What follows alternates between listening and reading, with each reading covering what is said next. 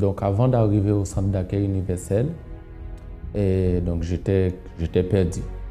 Perdu dans la drogue, perdu dans l'alcool, j'étais vicieux, vicieux à toutes ces choses-là.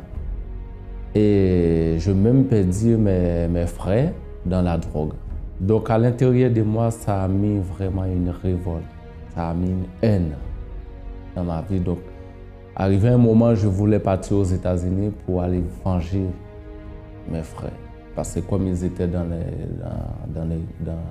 un groupe de gangs, et moi je voulais m'intégrer dans ce groupe-là pour pouvoir venger la mort de mon frère. Donc avec ma femme, c'était tout le temps des bagarres, c'était tout le temps des problèmes. J'ai failli les tuer plusieurs fois. Des fois même, je fais des choses que je ne me rends compte même pas. C'est-à-dire, même des fois, on dort, je l'étrangle. Après, c'est quand je me reviens à moi-même et je vois donc que j'étais en train de les tuer sans même savoir. Oh, le climat à la maison, c'était vraiment horrible. Vraiment, vraiment horrible. Il y avait des zones négatives. Je n'écoute pas mon épouse. Je fais ce que je fais. Il n'y avait pas d'union. On se dispute souvent et des fois les disputes, en fin de compte, les disputes, et après ça vient en bagarre. En fin de compte, le moment le plus dur pour moi, c'est quand je perdis mes frères. Oui, c'est à ce moment-là, je pense que c'est quand j'ai appris la nouvelle que je perdis mes frères, c'est là que j'étais vraiment déboussolé. Donc nous sommes arrivés au centre d'accueil grâce à une personne qui nous a invités. Donc on a fait le propos de la délivrance, le jeûne de Daniel et aussi la campagne d'Israël. Donc l'objectif de ces propos, c'est pour les changements. Les changements de l'intérieur, le changement du caractère, aussi être délivré. Parce qu'on a fait ces propos aussi pour avoir un objectif. Avant, nous, on n'avait pas d'objectif, on n'avait pas de but. Et ces propos nous ont ramené à avoir on a fait ces propos pour avoir des objectifs. Prière de vendredi, on a quand même fait pas mal de propos, surtout vendredi pour la délivrance. Bon, moi, j'attendais de Dieu qu'il puisse changer ma situation. Changer ma façon de vivre, changer tout ce qui est rebelle en moi, afin que les gens puissent voir la différence. Donc après que j'ai agi ma foi dans les propos, donc nous sommes délivrés, je suis délivré à toutes les vices, la drogue, l'alcool, le dispute. Donc grâce à Dieu maintenant nous sommes délivrés. Je suis délivré, donc je suis par rapport aux propos des jeunes de Daniel, j'ai reçu le baptême du Saint-Esprit. Donc j'ai le Dieu qui vit en moi. Dans ma maison, il y a la paix, il y a la joie. En fin de compte, une joie immense. Ça, je ne peux pas l'expliquer, mais il est immense cette joie. Et pour la campagne d'Israël, donc nous avons déjà toutes les campagnes d'Israël. Donc la campagne d'Israël, c'est une opportunité pour les gens qui n'ont pas en fin de compte, qui fait les choses, qui ne voient pas. Moi, je vous propose à tous de faire la campagne d'Israël. J'ai ouvert ma société. Je suis chef d'entreprise, ma femme elle travaille, donc grâce à Centre d'accueil, nous sommes comblés. Chers amis, bienvenue à vous une fois de plus dans notre émission. Et j'aimerais déjà vous inviter à préparer votre verre d'eau. Aujourd'hui encore, nous allons faire une prière en votre faveur. Nous croyons qu'une prière de foi peut apporter beaucoup dans la vie d'une personne. C'est la raison pour laquelle, tout à l'heure en fin d'émission, nous allons faire cette prière. Et surtout, vous qui passez par des moments très difficiles, vous vous sentez découragé, affaibli, nous croyons que Dieu vous apportera la force à travers cette eau que nous allons consacrer, qui sera un point de contact pour l'action de la foi. Beaucoup de personnes aujourd'hui, parfois, vous racontent ô combien elles souffrent. Elles vous font part de toutes les situations négatives qu'elles affrontent. Mais j'aimerais qu'en ce moment, vous soyez attentifs. Vous allez écouter l'histoire de Laïka, une personne qui, par la foi, a réussi à vaincre tous les problèmes de sa vie. Au niveau de ma vie professionnelle, j'étais au chômage. En fait, je travaillais, mais je n'avais jamais de contrat. Au niveau de ma vie sentimentale, c'était une vie sentimentale chaotique. J'avais plusieurs rencontres qui n'aboutissaient à rien du tout. Au niveau de ma vie, au niveau de ma santé, je faisais du sport, mais en fait, je n'avais pas l'impression d'être en pleine forme, en bonne santé non plus. Je me préoccupais tellement d'être avec mes amis que j'avais abandonné ma famille. Je passais plus de temps avec ma famille. J'avais même l'impression que c'était un fardeau de passer du temps avec ma famille. Je priais juste pour prier. En fait, comme j'ai toujours été habituée à prier le soir, donc je priais le soir, mais j'y croyais pas vraiment. J'avais l'impression de croire en Dieu, mais mon attitude ne glorifiait pas Dieu. Tous les domaines de ma vie étaient chaotiques. J'étais très très nerveuse, lunatique, et je vivais d'apparence. J'angoissais pour la moindre situation. Dès qu'il fallait faire un choix, j'angoissais. J'avais mal au ventre, j'avais du mal à prendre des décisions seule.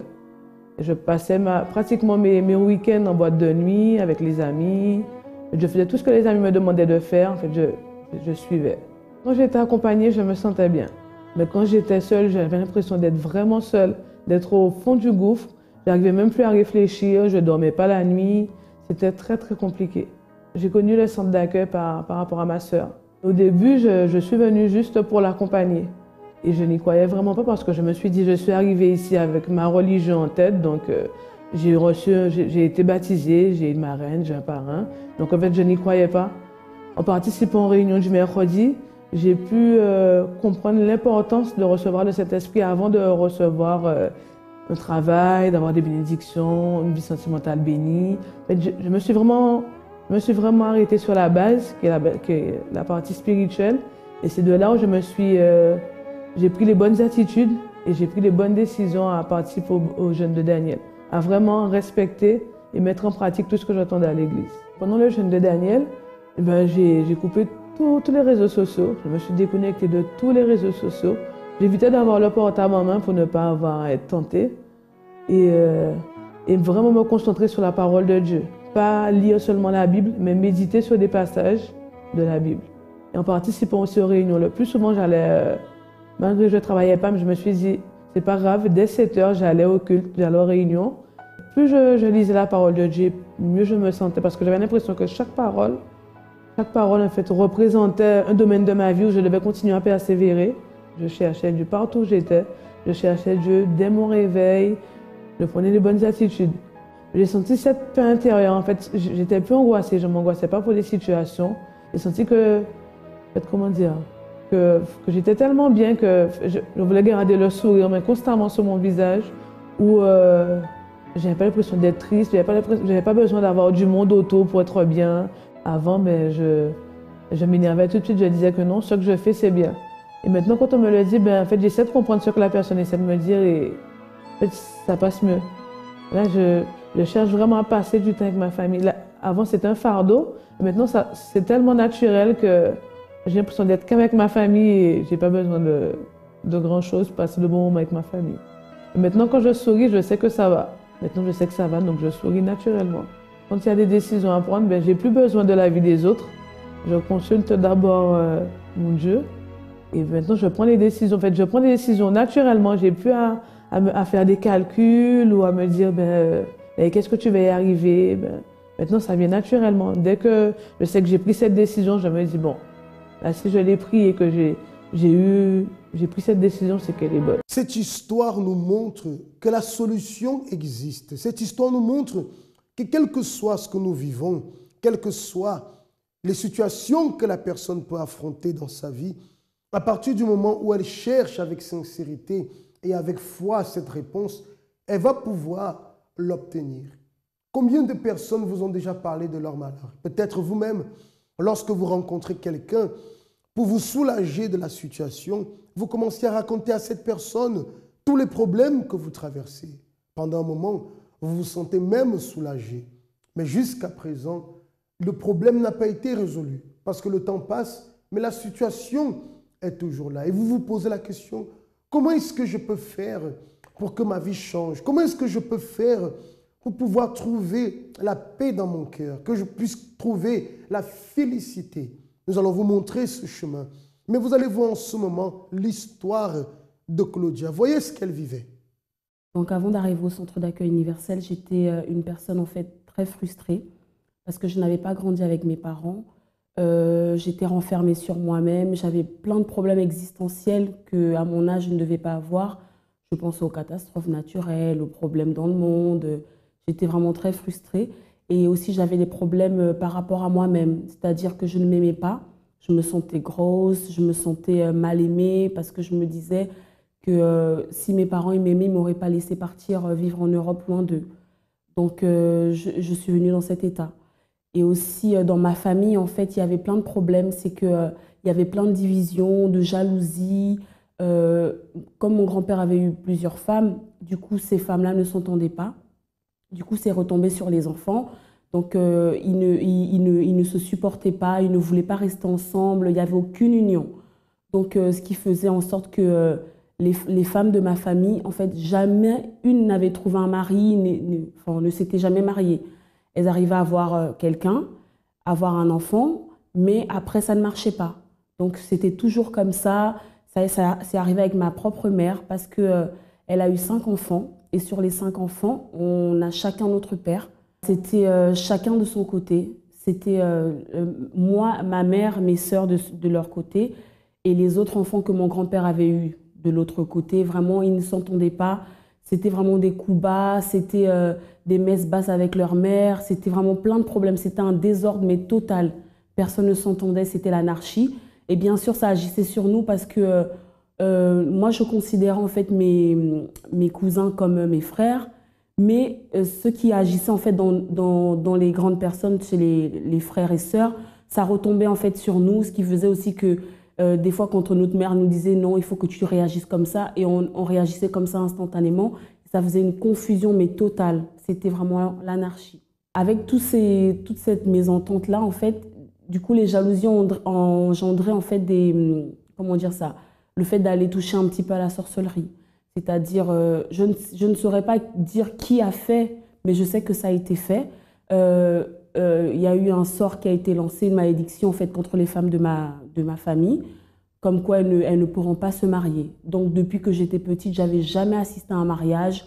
Aucune de mes tantes, même ma propre mère, ne s'était jamais mariée, n'y avait pensé à un projet de mariage parce que quand elle se mettait avec quelqu'un, tout tombait toujours à l'eau. Du coup, en fait, je ne me rendais pas compte parce que j'étais plus jeune, mais en grandissant, j'ai vu les effets que ça avait sur moi parce qu'en fait, ça a un petit peu conditionné en fait, mes relations. C'est-à-dire que quand je cherchais en fait, à rencontrer quelqu'un, ça tombait toujours à l'eau, je ne comprenais pas. Enfin, je me disais, mais pourquoi il y a tant de blocages? Je voyais ma famille et je me disais, bah, ma vie va être comme la leur. Je ne voulais pas, en fait, j'acceptais pas cette situation-là. Je me suis dit, non, il y a forcément une solution. Je ne vais pas, ma famille ne va pas continuer comme ça. Et moi non plus, ce qui a touché ma mère ou mes tantes ne me touchera pas. En fait, c'était dans cette révolte que j'étais aussi. La personne qui apprend à vivre par la foi, son langage change, sa vision des choses change. Pourquoi? Parce que la foi nous donne une autre direction de vie. Si vous êtes une personne qui toujours vous plaignez de votre vie, vous êtes toujours en train de parler négativement à cause des situations que vous vivez. Et je peux même dire que je comprends, mais là n'est pas la solution. Vous êtes une personne qui réclamait toujours de la vie. Lorsque nous apprenons à vivre par la foi, notre langage change, notre vision des choses change. Et c'est cette vision, ce changement qui apporte en conséquence le changement dans notre vie. Très cher ami, vous pouvez vivre cette expérience. Vous avez pu voir tout à l'heure dans quel état se trouvait la vie de Claudia. Comment est-ce qu'elle est arrivée ici au centre d'accueil? Maintenant, vous allez voir, une fois, je dirais qu'elle a absorbé les paroles de la foi, vous voyez le changement, la transformation que cela a produit dans sa vie. Donc, quand je suis arrivée, j'ai été invitée en fait, au centre d'accueil par une amie. En fait, on était dans la même fac. Et un jour, elle me dit oui, je vais à la FJF. Je fais la FJF, qu'est-ce que c'est? Elle me dit oui, c'est le groupe jeune de mon église. Donc, voilà. Je fais, ah, ok, est-ce que je peux venir? Donc, elle m'a dit oui, il n'y a pas de problème. Donc, c'est vraiment comme ça. Je suis arrivée un mercredi, donc à la réunion du groupe jeune. Donc, je ne savais pas trop ce qui se passait, ce que je devais penser de cette situation-là. Mais vraiment, quand le pasteur parlait, en fait, je reconnaissais ma vie. Je me disais, mais il parle de moi, mais qui lui a dit que j'étais comme ça à l'intérieur de moi? J'étais un peu perplexe, pardon. Et donc, c'est vraiment en fait le déclencheur. Ce qui fait que j'ai commencé à venir le jeudi. Je suis venue aussi le vendredi et le dimanche. Et après un moment, je me suis dit, mais je suis déjà allée dans pas mal d'églises et j'avais jamais en fait ressenti ce que j'avais ressenti là-bas. Je me sentais en fait comprise. Je sentais en fait que le problème que j'avais en fait avait une solution. Donc c'est comme ça que j'ai commencé à venir aux chaînes de prière et j'ai commencé à entendre le pasteur dire, il faut agir votre foi. Donc, par rapport à la situation que je vivais, de ma famille qui était divisée, de mon intérieur qui était complètement fracassé, je me suis dit, c'est le moment. Donc, du coup, par rapport à la famille, j'ai commencé à faire des propos. J'ai commencé à demander à Dieu de changer ma famille. Que voilà, il m'avait utilisé pour arriver dans sa présence. Alors, à travers de ma foi, ma famille devait changer. J'ai commencé à lutter, à prier. S'il fallait jeûner pour la famille, je le faisais parce que je savais que physiquement, je ne pouvais rien faire. Mais avec ma foi, je pouvais déplacer les montagnes. Donc du coup, j'ai commencé en fait à faire même des défis avec Dieu pour que la situation qui était dans ma famille puisse changer. Et c'est vraiment, ça a été un combat, ça a été une lutte. Ça s'est pas fait du jour au lendemain, mais à force de persévérer, j'ai commencé à voir les résultats. Donc, par rapport à moi-même aussi, je me suis dit, voilà, je suis là, je participe des chaînes de prière, j'entends ce que le pasteur me dit, moi aussi je veux changer mon intérieur. Donc, j'ai commencé à participer de la chaîne de la délivrance le vendredi pour vraiment retirer toute l'amertume que j'avais, toute la colère que j'avais contre mes parents, le mal-être qui est en moi, le manque de confiance qui m'empêchait même de faire pas mal de choses, rien que même pour des études. Je pensais que j'allais jamais réussir ma vie, que je m'arrêterais maximum en terminale. Même pour moi, la terminale, c'était ouf. Donc vraiment, Dieu m'a vraiment aidé à me surpasser, à aller au-delà en fait. Donc c'est comme ça que j'ai commencé à lutter pour moi.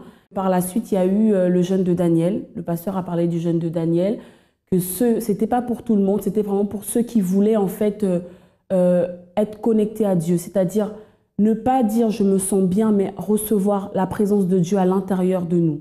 Et donc moi j'ai saisi l'opportunité parce que j'avais déjà été délivrée de tous les problèmes que j'avais à l'intérieur de moi. Alors on va dire ce qui était vide à l'intérieur devait être rempli de quelque chose. Je ne savais pas encore c'était quoi, mais je savais que il y avait l'Esprit de Dieu qui pouvait demeurer en moi. Alors j'ai commencé à lutter, j'ai commencé à persévérer, j'ai commencé à faire tout ce qui était agréable à Dieu. J'ai évangélisé, je me souciais des choses de Dieu, j'ai commencé à m'éloigner de tout ce qui pouvait en fait empêcher en fait la présence de Dieu de rentrer dans ma vie.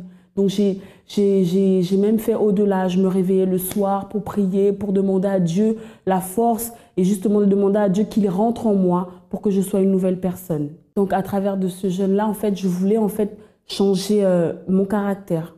Parce que quand on vient en fait du monde, on ramène en fait sa manière d'être, d'agir.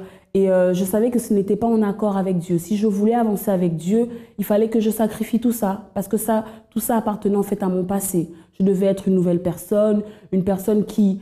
C'est vrai, on a toujours notre caractère, mais qui ne voyait plus les choses de la même manière, qui ne n'agissait plus de la même manière, qui ne rêvait plus des choses du monde. Et donc, je voulais en fait devenir cette nouvelle personne-là.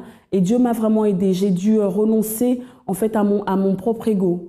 Parce que généralement, on se dit non, je peux y arriver seule, j'ai besoin de personne. Mais en fait, si, on a besoin de Dieu. Mais on ne se rend pas compte de ça jusqu'à ce qu'on mette cet ego-là de côté et on dit, mon Dieu, me voici, j'ai besoin de toi.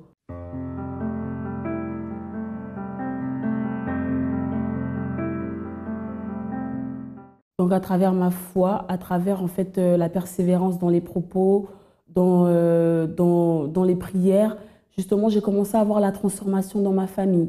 Donc petit à petit, déjà les rapports en fait ont commencé à changer entre nous, avec les frères et sœurs. C'était vraiment plus apaisé et surtout j'ai commencé en fait à entendre des bonnes nouvelles venant de ma famille. Par exemple que deux de mes tantes se sont mariées donc cette année-là Et justement, cette année aussi, ma mère elle va se marier en décembre. Donc, c'est vraiment des choses qu'il n'y avait pas dans le passé, en fait, qui ont commencé en fait, à se réaliser. Donc, j'ai commencé à avoir aussi cette transformation-là. Et ensuite, au niveau de moi-même, en fait, j'étais quelqu'un beaucoup plus apaisé. C'est-à-dire qu'il pouvait se passer plein de choses dans ma vie, mais en fait, j'ai reçu la certitude. J'ai reçu, en fait, ce que j'attendais, ce que j'ai demandé, ce que j'ai lutté pour avoir dans le jeûne de Daniel. J'ai vraiment reçu la paix intérieure, le Saint-Esprit. Vraiment, j'étais quelqu'un de transformé, surtout par rapport, en fait, à mon caractère. C'est vrai qu'on le change tout le temps, mais j'ai vu la marque de Dieu. J'ai vu, en fait, l'empreinte de Dieu dans ma vie à travers, en fait, de ma lutte, de ma persévérance.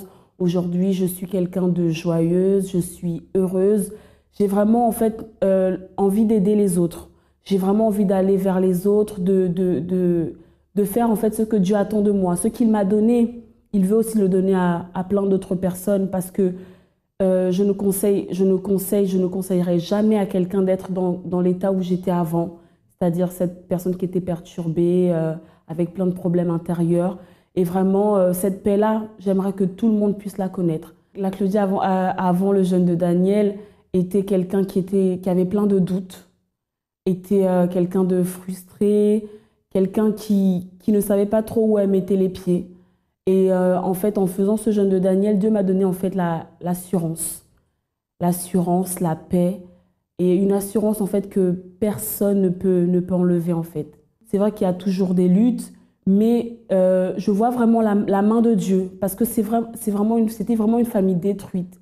Et je vois vraiment qu'on commence à être soudés, on commence à être proches, ils commencent à avoir vraiment un changement de caractère, même si des fois ils ne savent pas d'où ça vient, mais moi je sais que c'est ma foi qui est en train d'agir en fait en eux. Alors le centre d'accueil pour moi, waouh, c'est vraiment une famille, c'est vraiment où j'ai compris en fait que j'avais de la valeur, où on m'a dit je n'étais pas juste une personne qui était née au hasard parce que je pensais ça, parce que je pensais que mes parents ne m'avaient fait par dépit. Et vraiment, c'est là que j'ai vraiment appris que j'avais de la valeur et que ma vie, je pouvais la réussir, peu importe les difficultés qui pouvaient s'avancer en fait. Et je remercie vraiment le centre d'accueil pour ça, parce que je sais qu'ils sont utilisés par Dieu pour nous aider, pour aider moi et de milliers de personnes en fait dans le monde. Je vais faire cette prière en ce moment pour vous qui ne voulez plus être une personne dominée par une vision négative, dominée par des paroles négatives qui sortent de votre bouche. Prenez votre verre d'eau et prions. Seigneur mon Dieu, au nom de Jésus, bénis toutes les personnes qui sont unies avec nous dans cette prière et qui n'acceptent plus être dominées par la négativité. Cette personne, mon Dieu, qui veut s'en sortir et qui veut apprendre à voir les choses positivement. Que cette eau contenue dans ce verre soit bénie et consacrée. Et lorsqu'elle boira, mon Dieu, viens changer l'intérieur de cette personne. C'est notre prière et nous croyons par la foi au nom de Jésus-Christ. Amen. Buvez de cette eau maintenant, cher ami. Et recevez en vous une force nouvelle. La force de déterminer des choses positives dans votre vie. Et j'aimerais profiter pour vous inviter à vous joindre à nous ce mercredi où nous allons prier en votre faveur dans tous les centres d'accueil. Que Dieu vous bénisse et à très bientôt. Comment était votre vie avant de connaître le travail du centre d'accueil? J'avais une vie désorientée, déstabilisée dans tous les domaines en fait. Pour moi, ma vie se résumait en fait à la tristesse et je consultais en fait les marabouts. J'étais persuadée que le diable était plus fort que Dieu et que c'est avec le diable en fait que je pouvais être délivrée de ma souffrance. Voilà comment je suis arrivée au centre d'accueil. La situation n'a fait qu'empirer dans ma vie sentimentale et professionnelle. Et c'est comme ça que je suis arrivée ici en fait. Alors, quand vous dites la situation a empiré professionnellement, sentimentalement, qu'est-ce qui est arrivé au juste? En fait, je voulais avoir des promotions en fait et à chaque fois j'avais des blocages. On me disait que j'étais pas compétente ou que le poste n'était pas pour moi. À chaque fois j'avais des réponses négatives. Je tournais en rond constamment. Dans blocage et intérieurement, comment est-ce que vous vous sentiez? J'étais triste, très malheureuse. J'étais même arrivée à un point où, à part le travail, je ne sortais plus de chez moi. Même pour faire mes courses, je faisais tout sur Internet. Je n'avais contact avec personne. J'étais comme ça, vraiment dans le noir complet. Comment est-ce que vous avez connu le travail du centre d'accueil? Alors, j'ai été invitée en fait par ma tante. Mais en fait, je fréquentais une église depuis quelques mois et ça n'allait pas. Et je faisais quand même ma prière à Dieu et je disais, Seigneur, trouve-moi ma nouvelle maison. Et il a utilisé ma tante qui fréquentait le centre d'accueil qui m'a invitée. C'est comme ça que je suis venue il y a 10 ans. Lorsque vous êtes arrivé, qu'est-ce que vous avez fait ici au centre d'accueil pour pouvoir changer votre vie? Alors c'était totalement nouveau. Quand j'écoutais la parole, j'avais jamais entendu une parole comme ça. Je ne savais pas que Jésus pouvait faire autant de choses pour moi. Donc j'écoutais attentivement ce que disait l'évêque qui était là à l'époque. J'ai commencé à mettre en pratique. Ça n'a pas été tout de suite, mais petit à petit, j'ai vu qu'il y avait des changements à l'intérieur de moi et je me suis rendu compte qu'en fait, avec Jésus, c'était possible de changer sa vie. Donc j'ai commencé à faire des chaînes de prière dans ma vie professionnelle. J'ai fait campagne d'Israël. Et là, petit à petit, Dieu en fait a ouvert la porte dans mon travail où j'ai pu intégrer une banque alors que je n'avais pas du tout les compétences bancaires puisque moi j'avais fait des études dans l'histoire. Donc et je suis rentrée dans cette banque et sans aucune condition et là je me suis dit ah mais mon Dieu ça marche en fait. Les campagnes d'Israël, les propos que tu fais avec Dieu ça marche. Donc petit à petit comme ça j'ai commencé à conquérir, à avoir des conquêtes. Ça a commencé comme ça. Et aujourd'hui, quel est le résultat de toute cette pratique de foi à travers les propos, à travers les campagnes? Qui êtes-vous aujourd'hui? Alors, en fait, je me suis rendu compte qu'en fait, plus vous obéissez à Dieu, vous faites ce qu'il vous dit de faire, même si c'est difficile, il faut voir que s'il vous le demande, c'est qu'il va vous donner la victoire.